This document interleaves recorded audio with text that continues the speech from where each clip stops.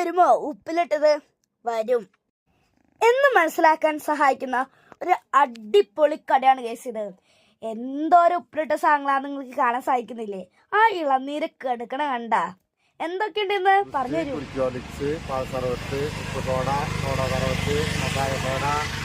നെല്ലിക്കാന്താരി, മാങ്ങാകാന്താരി, റോബിക്കാന്താരി,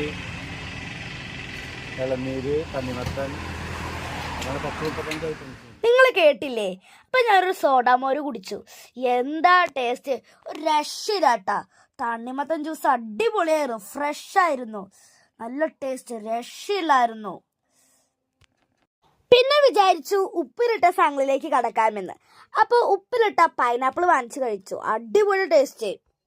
നിങ്ങളിപ്പോ ചിന്തിക്കുന്നുണ്ടാവും ഈ സ്പോട്ട് എവിടെയാണ്?